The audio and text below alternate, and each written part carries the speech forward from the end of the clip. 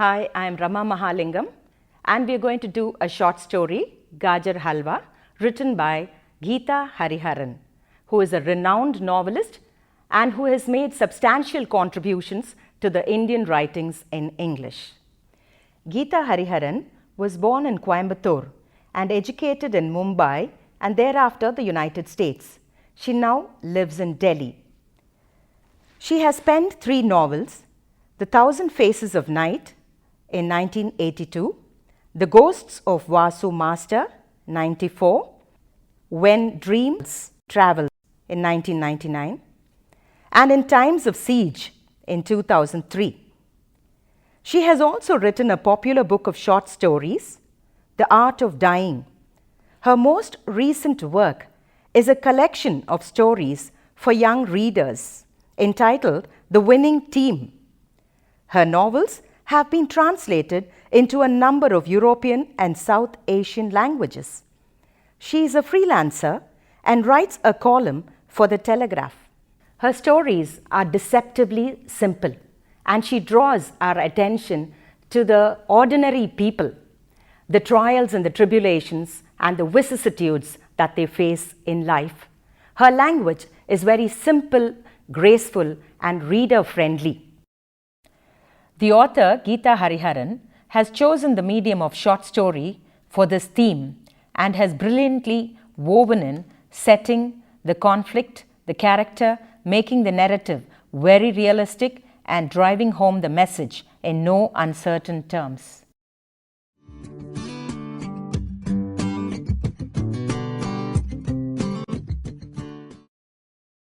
Gajar Halwa portrays the travails of a 16-year-old village girl, Perumai, who arrives in Delhi in search of a livelihood. She reminisces her past wistfully. Perumai's mother has been working as a construction laborer, and while she goes out for work, Perumai would take care of her siblings. But when the bridge construction was completed, her mother is left with no work. Her father, a drunkard, abandons the family. Her mother has no means of livelihood and is desperately looking for a means of survival. She comes to know that Chellamal, her neighbor's cousin, has come to take 4 girls from the village as domestic help in the city. Immediately, Perumai's mother requests Chellamal to take her daughter and get her the work too. So Perumai is sent to Delhi to work for a Memsab. Chellama gives her instructions and warns her not to say anything to her Memsab, lest it should spoil her chances of getting the job. She tutors her to say that she could do everything, right from cooking, sweeping, cleaning, washing clothes, and what not, though her Memsab could easily sense that the girl has no experience. But she also knows that she can be trained. Her salary is fixed for rupees 200, out of which she has to give rupees 50 to Chellamal as a commission and for being her mother. In a few weeks, she learns all the chores, including looking after the baby. She makes new friends of girls who are also working in the same colony. They keep her in good humor, share with her the tricks of their trade, and keep reassuring her that she would soon get jobs with better salary. When the Memsab asks her to prepare Gajar Halwa, which is totally new to her, she goes down the memory lane while grating carrots. She recalls how she would cook rice and gruel and take care of her baby sister while her mother was away at work. The Gajar Halwa, absorbing all the milk, ghee and sugar, symbolically suggests that Perumai also takes to the city life and adapts herself to the new milieu. Gita's storytelling is so realistic that it makes you empathize with the protagonist. It makes you squirm and feel guilty about how our system permits child labor, the appalling state of poverty that deprive the children of their basic necessities like food and education.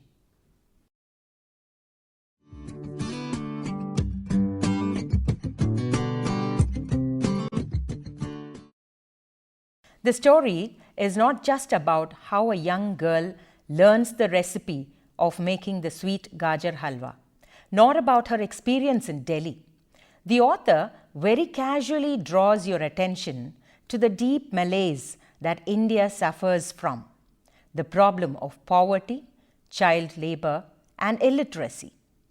Githa Hariharan stirs the responsibilities and sensitizes the young readers to the social inequities that exist in our country. Millions of India's children are deprived and denied of the simple joys of childhood, love, protection, care, and concern. We ourselves are responsible for perpetuating the problem. Families who can afford do not hesitate to engage young girls and boys to help them with household chores. These poor children are found working in roadside restaurants, tea stalls, shops, at construction sites, and in factories or as domestic help. Girls suffer labor exploitation to such a degree that many of them die too. Some of them are verbally and emotionally abused. In this story, we see that Perumai has been able to adapt herself to the new surroundings and quickly learning the chores. But the question that arises is, would Perumai had liked to go if she had a choice? She is overburdened for her age. She has to cook rice and gruel for themselves back at home and look after her baby sister, while her mother would carry her little brother and go to work. Wouldn't girls of her age aspire to go to a school or a college? Wouldn't girls in their teens wish to be safely ensconced in the comfort zone of their home and neighborhood or with their own siblings? Wouldn't girls like her want to play, chat, watch movies and have fun with her own kind? Gita's storytelling is so realistic and moving that it makes you empathize with the protagonist. It makes you squirm and feel guilty about how our system permits child labor, the appalling state of poverty that deprive the children of their basic necessities like education and protection. The story appeals to your conscience and makes you look around and spot the Perumais in every home who are languishing in pain and sorrow because of poverty. You as youngsters should work to alleviate this problem. As a socially responsible citizen, when you come across children being employed, you should approach national government agencies, non-governmental organizations, NGOs like CRY, people's forums, corporate entities, and individual social service activists. You can personally explain to them the importance of education or to take up some skill-based course and give them a sense of direction in their life. The innumerable Perumais in India cannot fight the existing system or reason why, but certainly you can do your bit of procuring for them their right to an honorable life, of their right to education, of their right to the joys of childhood.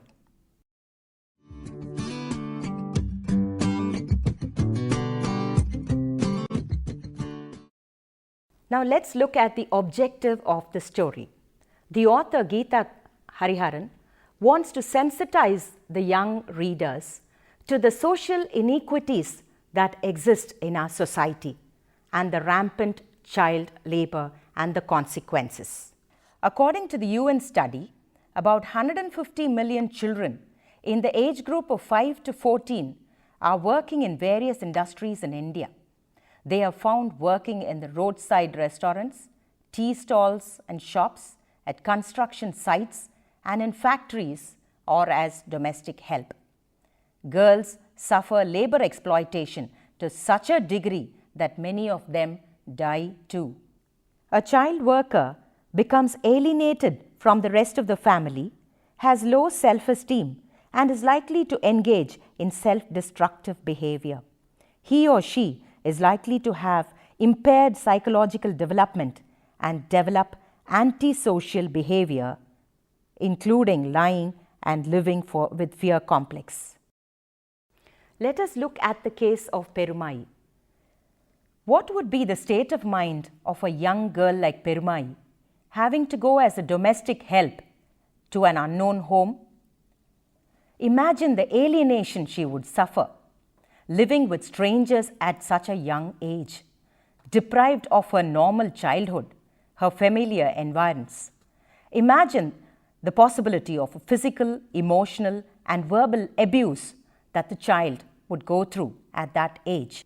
Many middle and upper class families do not hesitate to engage young girls and boys to help them with the household chores. The people just feel that by employing a child, they are helping the poor families to increase their earnings for a daily livelihood. Child labor is a very complex problem in our country.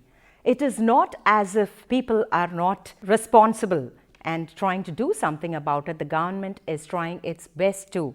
In fact, it has come up with a lot of schools. Every state government is trying to do its best for the poor children. And they're trying to come up with as many schools and also provide them the necessary infrastructure, trying to get the teachers to come and teach in those schools. But those schools are empty. You find the classrooms empty. The children are not permitted to come to school. So why does this happen? Because no parent is willing to send the child to school. They feel that if the child at the age of 4 or 5 can go out and start doing what little they can, say as in even polishing a shoe or in carrying a little bit of gravel or whatever they could do, that they would be able to augment the income of the family. So this is one of the reasons. So the poverty is one of the reasons which is being detrimental to the cause of education. People in the villages are not really able to come forward and accept education, even if it is offered to them free of cost. So the government, I still remember in a particular school where the children were carrying huge sacks of rice. And when I asked them, they said the school provides them rice if they attend a month's classes. So obviously this has been an incentive to lure them to the school, to draw them to the school, that if they come and sit there and listen to classes day in and day out, at the end of a month, they at least get to carry home 5 kilos of rice.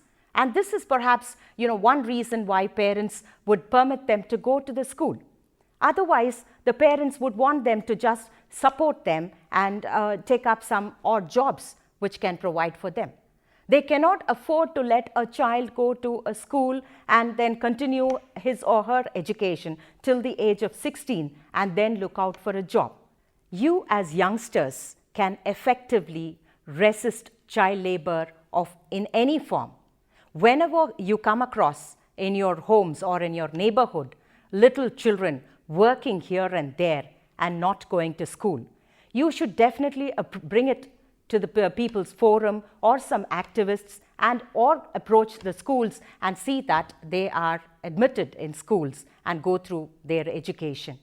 If each and every one of you make an earnest effort, you will definitely be able to curb child labor.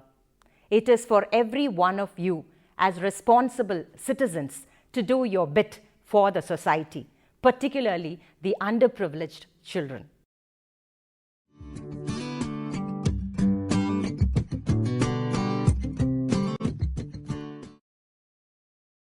Who is to blame for this crisis in our country? The innumerable children who are deprived of their education and seen working as laborers. Is it the rich people who employ them because it is convenient for them? Or is it the poor people who do not want to accept education and who subject themselves to this kind of a labor? Even when they are given opportunities to go and educate themselves, they are not forthcoming. Despite our compelling them, making them understand the advantages of education, they are hesitant to accept it. Now, every one of us will have to definitely handle the problem from different angles. We have to see that we alleviate poverty. We have to make sure that the people are provided for. And education cannot be on an empty stomach.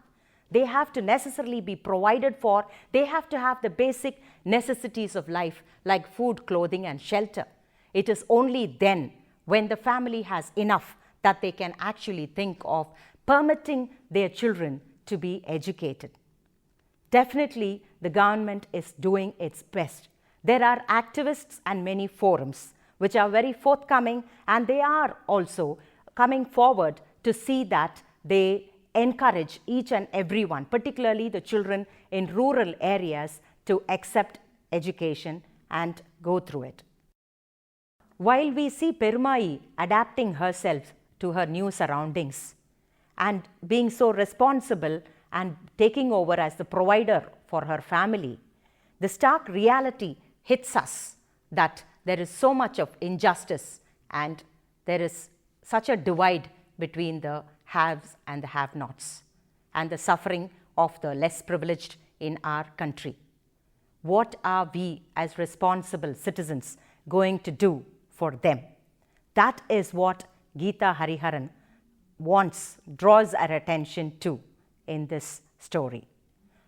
The innumerable Perumais of this country cannot fight the existing system or reason why, but you can procure for them their right to an honorable living, their right to education, and their right to their childhood joy, comfort, and protection.